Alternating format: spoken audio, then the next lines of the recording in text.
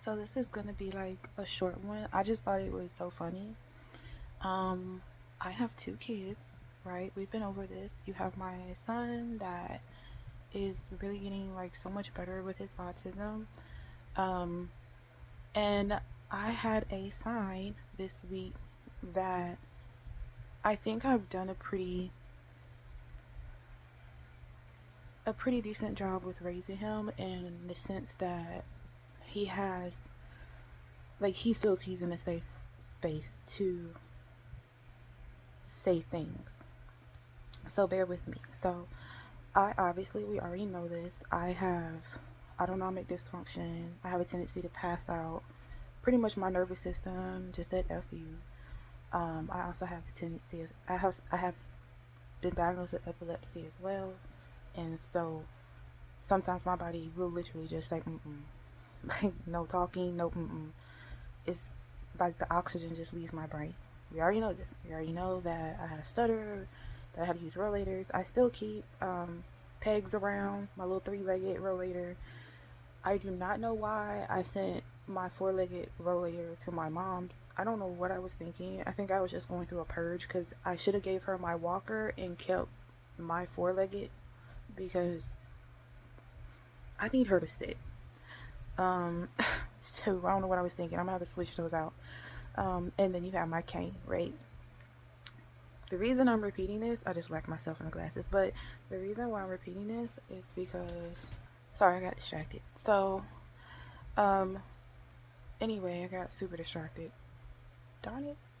Okay, so anyway, you have my cane. So this is all super relevant. So I'm sitting here and I'm talking to my son. I had a flare up. I've been having a lot of flare ups lately.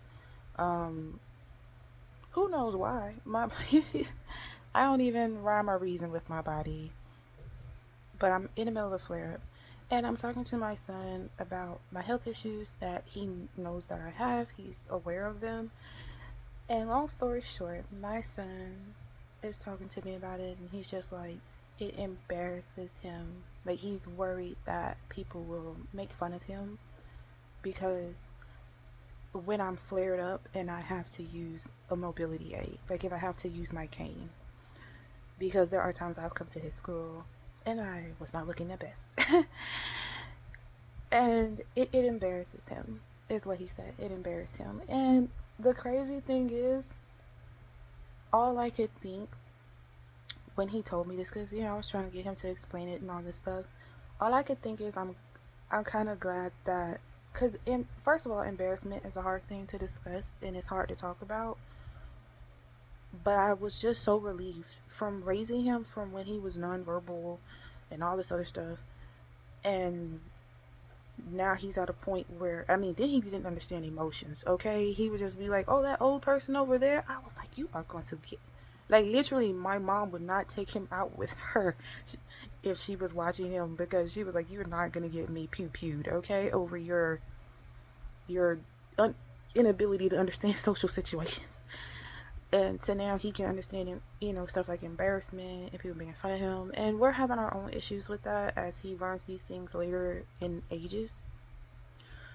But one, I was thinking I'm so grateful that he's able to start to learn these things and put words to them so we can work through this together. And two, I thought he can tell me a vulnerable truth about it. I get this may be different for other people with other kids or different kids, but to me, there's a maturity in that moment where it's just like, "Mom, this embarrasses me." And I could absolutely understand if I was autistic, neurodivergent, whatever, clearly different, clearly in a smaller class with nothing but people like me.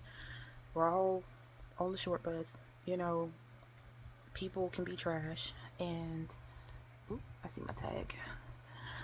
And then to add to that, my mother walks in here with a cane is probably not the move. So I get it. I get it. So, um, to me it was a proud moment. It may not be for everybody else, but it was for me. I know growing up, there's no way in the living water I could have walked up on my mom and been like, "Mom, you're embarrassing me."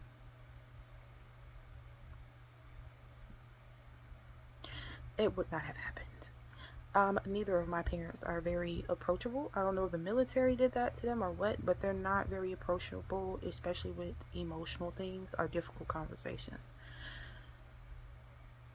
So I, and mind you, my son didn't say it disrespectfully. At first, he actually tried to kind of cover it up a bit or kind of like downplay it.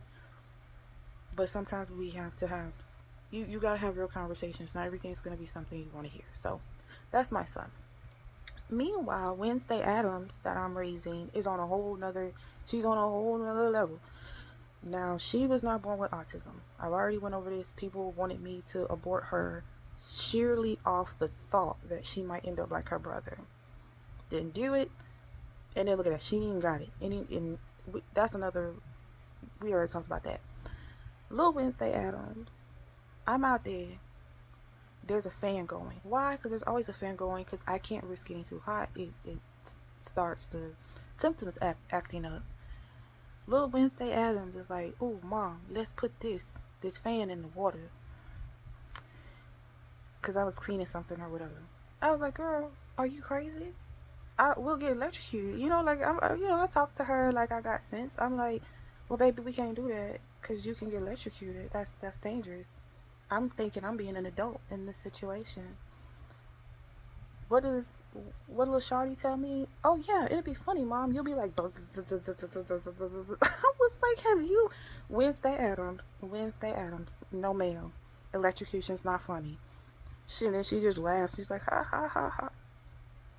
Now today, I have to go get, I had to go get her some medication because she's been sick, and then it turns out she has a double ear infection, so now she has to be on antibiotics and blah blah blah.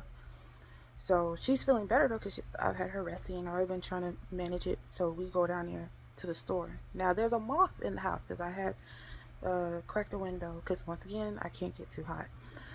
So, but there's a moth that came in the house. The moth is up. She's like, "Oh, what's that?" I explained the moth, pretty much like a nighttime butterfly, whatever. Like just on little kid terms. Little insect, wings will get it at night. That's when they superpowers activate. Little Wednesday Adams is sitting in the store talking about some, "Yeah, we'll get some scissors, so that way we can keep it." I said, "Excuse me, are you trying to get the scissors to take his wings off so it can't fly nowhere?" Cause at first I thought she was like gonna try to dissect it, which is concerning in and of itself. But then when she said we're gonna keep it and it can't fly away, I was like, "Okay, Jeffrey Dahmer. Okay, so we gotta keep an eye on you. We gotta keep an eye on you. She's 4 years old. We gotta keep an eye on you. So we gonna keep it, free will or not. I know what a caged bird sings. Like that's what we doing. We just gonna we're gonna get the scissors and take his wing out. I had to just go and pull her near me. "Girl, be quiet for you get us all in trouble. Just count the fingers on your hands. Don't count them in English. Count them in Spanish. Count them in Spanish. Just stay occupied. Let's see if that Spanish class is paying off." Absolutely not. Absolutely not. So yeah, the difference is amazing. I got Pugsley and I got Wednesday Adams, and